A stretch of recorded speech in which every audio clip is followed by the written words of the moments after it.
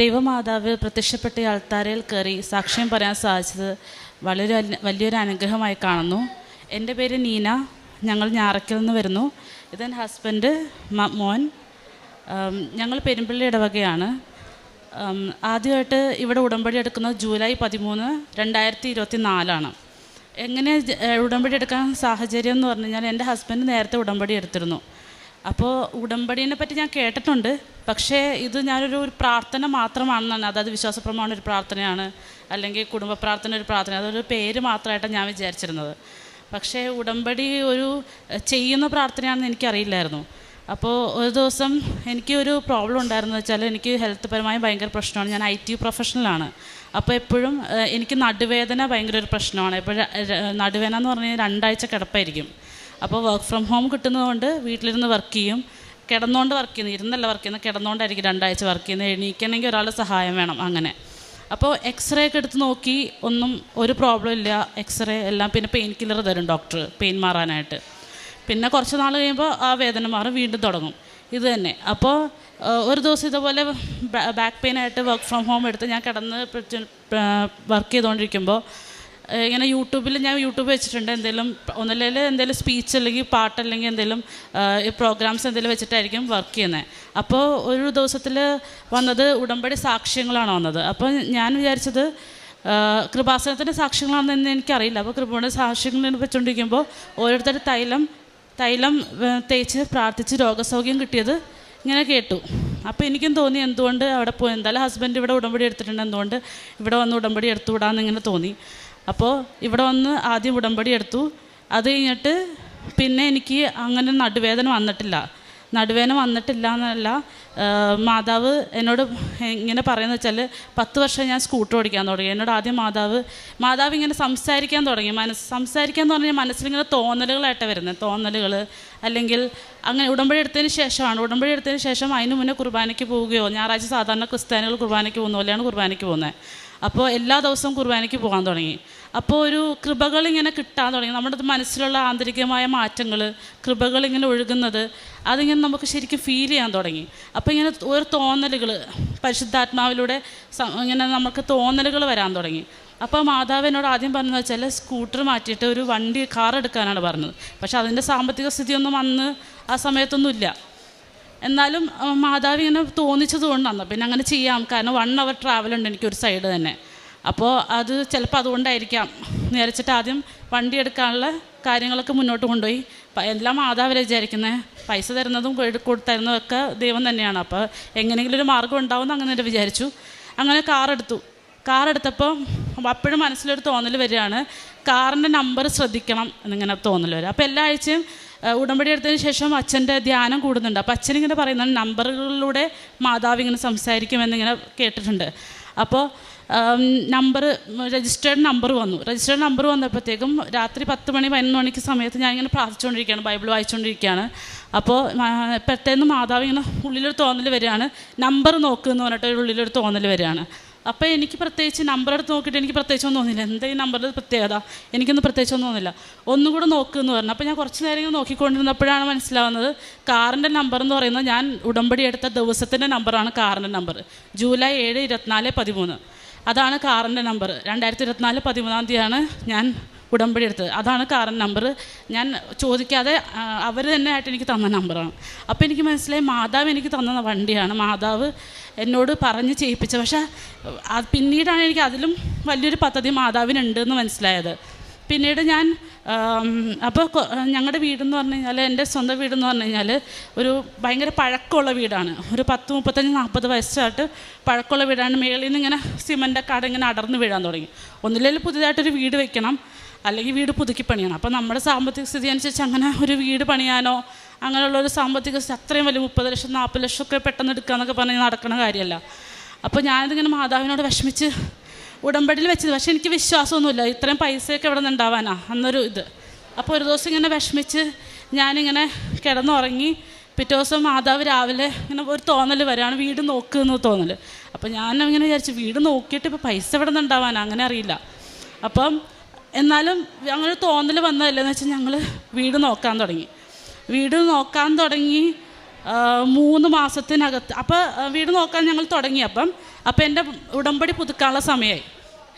3 മാസം കഴിഞ്ഞു. അപ്പോൾ ജൂലൈ 13 ഉടമ്പടി എടുത്തു. ഒക്ടോബർ 13 ഉടമ്പടി കഴിയും.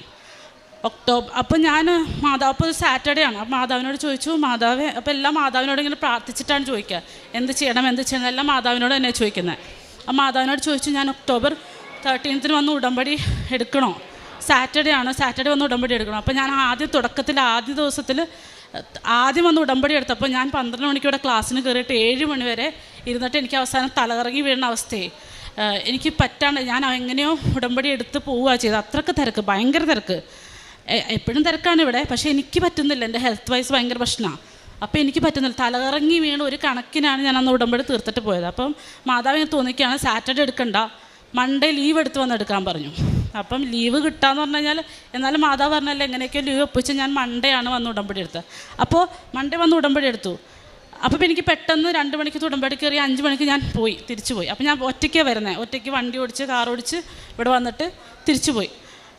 അപ്പോൾ എനിക്ക് ഒരാഴ്ചയായിട്ട് ഭയങ്കര ഹെൽത്ത് വൈസ് ഭയങ്കര പ്രശ്നം എന്ന് പറഞ്ഞാൽ എനിക്ക് തല കറങ്ങുന്നു, വൊമിറ്റ് ചെയ്യാൻ വരുന്നു. അപ്പോൾ ഭയങ്കര പ്രശ്നം. അപ്പോൾ ഞാൻ ആദ്യം വിചാരിച്ചു എനിക്ക് ക്യാൻസറാണെന്ന് വിചാരിച്ചത്. കാരണം അത്രയ്ക്ക് പനി വരുന്നു, ഇടയ്ക്കിടയ്ക്ക് പനി വരുന്നു. അപ്പോൾ ക്യാൻസറിൻ്റെ ലക്ഷണങ്ങൾ ഇടയ്ക്കിടയ്ക്ക് പനി വരിക. കാരണം എൻ്റെ കസിൻസ് 2 പേര് ഡോക്ടറും എൻ്റെ ചേച്ചി നേഴ്സുമാണ്. അപ്പോൾ എനിക്ക് എൻ്റെ ലക്ഷണങ്ങൾ അറിയാം. അപ്പം ഞാൻ വിചാരിച്ചു എനിക്ക് ക്യാൻസറാണെന്ന് വിചാരിച്ചത്. പക്ഷേ എന്നാലും ഉടമ്പടിയിലാണ് എന്ത് അസുഖമാണെങ്കിലും മാതാവിനെ ഏൽപ്പിച്ചാൽ മതി, വേറെ പ്രശ്നമൊന്നുമില്ല, അങ്ങനെ വിചാരിച്ചിരിക്കുന്നത്. അപ്പം ഞങ്ങൾക്ക് 2 പേർക്കും ആദ്യം മോനുണ്ടായത് ട്രീറ്റ്മെൻറ്റിലൂടെയാണ്. എനിക്ക് 2 ഓവറീസിലും PCOD ആണ്. അന്ന് ഡോക്ടർ എന്നോട് പറഞ്ഞത് നോർമലായിട്ട് ഓപ്പറേഷൻ ചെയ്യാതെ കുട്ടികളുണ്ടാവില്ല, 2 ഓവുലേഷൻ പങ്ക്ചർ ചെയ്യണം എന്നാണ് പറഞ്ഞത്. പക്ഷേ ഓവറി പങ്ക്ചർ ചെയ്യണം, പക്ഷേ അന്ന് ചെയ്തില്ല. എന്നിട്ട് അന്ന് ഞങ്ങൾ 2 പേരും ട്രീറ്റ്മെൻറ്റ് എടുത്തിട്ട് 7 വർഷങ്ങൾക്ക് മുന്നേ ഒരു മോനുണ്ടായത്. അപ്പോൾ രണ്ടാമതൊരു കുട്ടി ട്രീറ്റ്മെൻറ്റ് ഇല്ലാതെ നോർമലിൽ ഞങ്ങൾക്ക് 2 പേർക്ക് ഉണ്ടാവില്ല, ഉറപ്പാണ്, 100% ഷുവറാണ്. പക്ഷേ അപ്പോൾ ഞാനിവിടെ വന്ന് ഉടമ്പടി പുതുക്കിയതിന് ശേഷം പിറ്റേ ദിവസം പോയി ബ്ലഡ് ടെസ്റ്റ് ചെയ്യാമെന്നാണ് വിചാരിച്ചത്. അപ്പോൾ എന്തായാലും എന്തുണ്ടെങ്കിലും മാതാവിനെ ഏൽപ്പിച്ചാൽ മതിയല്ലോ.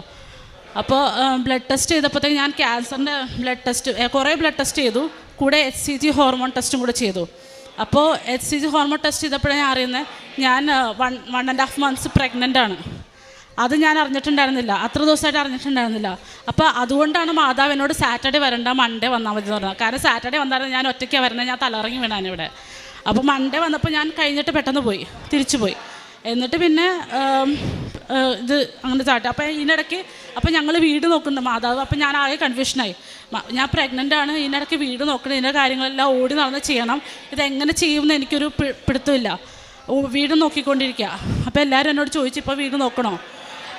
അപ്പോൾ ഞാൻ പറഞ്ഞു മാതാവാണെല്ലാം തന്നത്, മാതാവ് തന്നെയാണ് ഇത് എന്നോട് പറഞ്ഞത്, ചിലപ്പോൾ മാതാവിൻ്റെ പദ്ധതിയായിരിക്കും. അങ്ങനെയാണെന്ന് വെച്ചാൽ ഞങ്ങൾ അതുമായിട്ട് കണ്ടിന്യൂസ് മുന്നോട്ട് പോയി.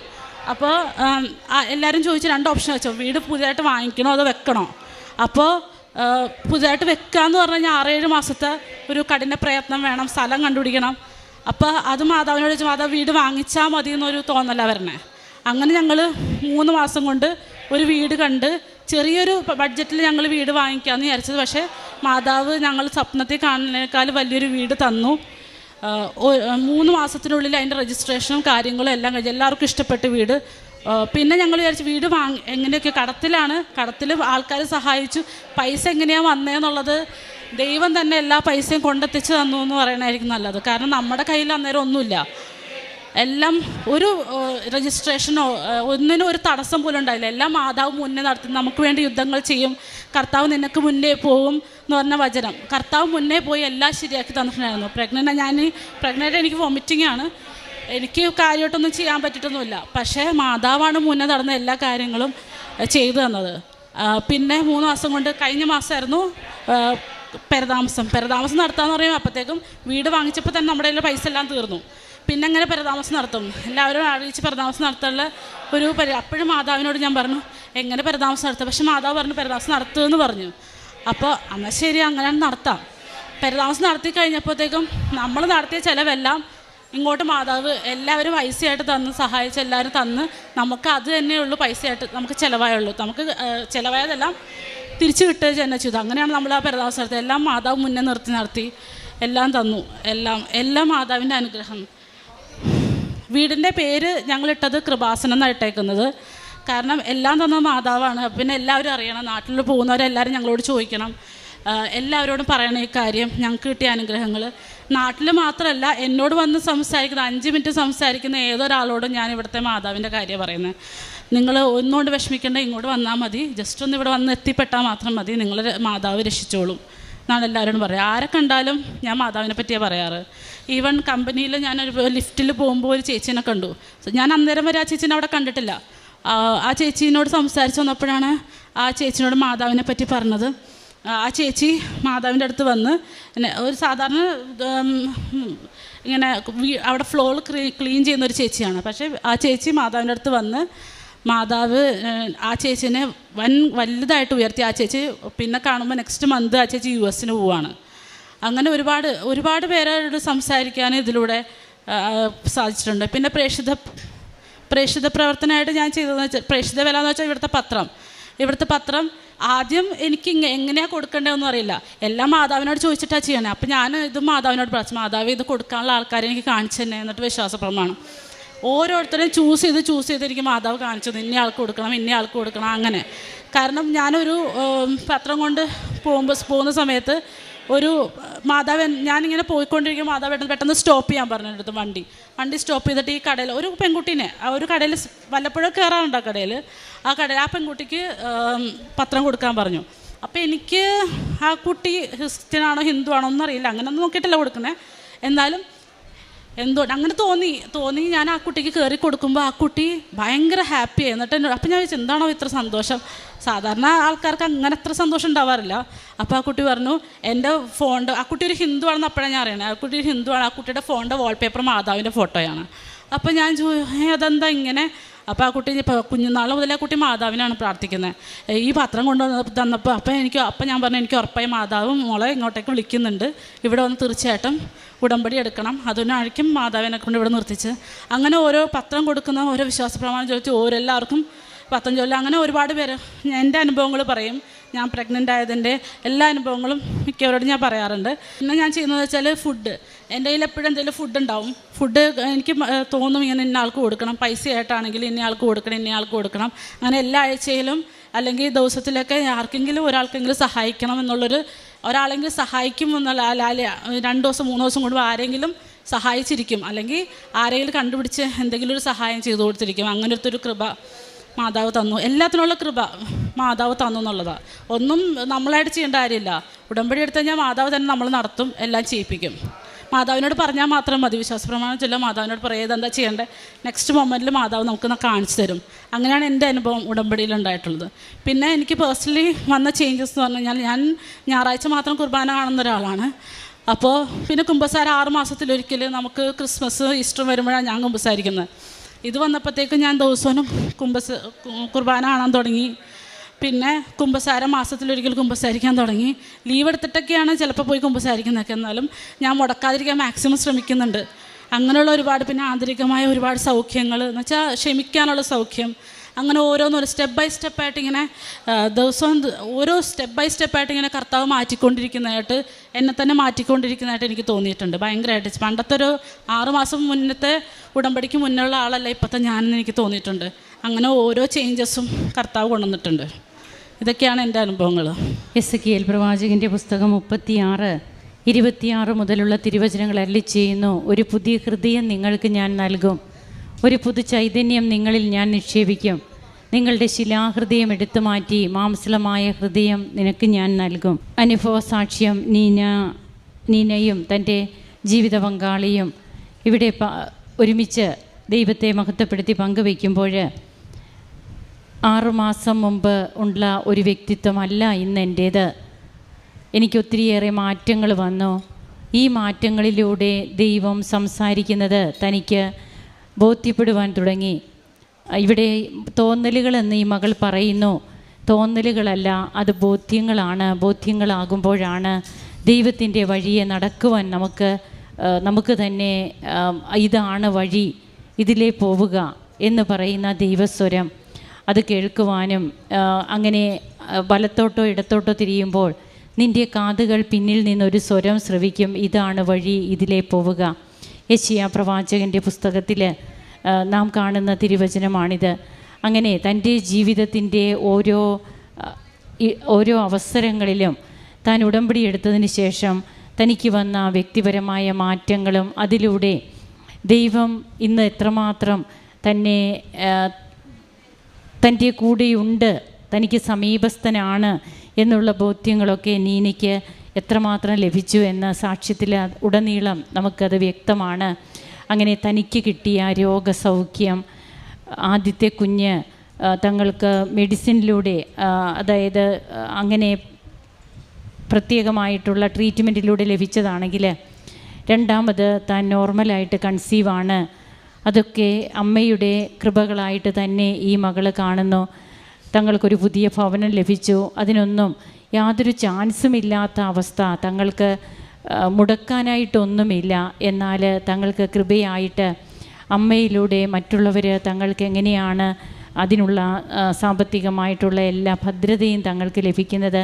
തങ്ങളുടെ വീട് ഇന്ന് എല്ലാവരും അറിയപ്പെടണം. എന്തുകൊണ്ട് ഈ വീടിന് ഈ പേരിട്ടിരിക്കുന്നു, തങ്ങളിട്ട പേരെന്താണെന്നും അത് ചോദിക്കുമ്പോഴേ എനിക്ക് കൂടുതൽ മറ്റുള്ളവരോട് എൻ്റെ അമ്മ ചെയ്ത കാര്യങ്ങൾ പറയാൻ സാധിക്കുകയുള്ളൂ. അതുകൊണ്ട് തന്നെ തങ്ങൾ ആ പേര് കൃപാസനം എന്ന പേരാണ് തങ്ങൾ വീടിനിട്ടിരിക്കുന്നതെന്നൊക്കെ പറഞ്ഞ് ഇന്നിവിടെ വന്ന് ദൈവത്തോട് നന്ദി പറഞ്ഞ്, ഈശോയ്ക്കും അമ്മയ്ക്കും നന്ദി പറഞ്ഞ് തങ്ങളുടെ ജീവിതത്തെ സമർപ്പിക്കുന്ന ഈ കുടുംബത്തോടൊപ്പം നമുക്കും കരങ്ങളടിച്ച് ഈശോയ്ക്കും അമ്മയ്ക്കും നന്ദി പറയാം. യേശുവേ നന്ദി, യേശുവേ സ്തുതി, യേശുവേ ആരാധന. അത്യപൂർവ ദൈവാനുഭവങ്ങൾ ഇനി നിങ്ങൾക്കും സ്വന്തം. ഈ യൂട്യൂബ് ചാനൽ ഇതുവരെ സബ്സ്ക്രൈബ് ചെയ്തിട്ടില്ലെങ്കിൽ ഇപ്പോൾ തന്നെ സബ്സ്ക്രൈബ് ചെയ്യുക. ഈ വീഡിയോ ഇപ്പോൾ തന്നെ നിങ്ങളുടെ സുഹൃത്തുക്കൾക്ക് ഷെയർ ചെയ്തുകൊണ്ട് കർത്താവിൻ്റെ പ്രേക്ഷിതരാകുക.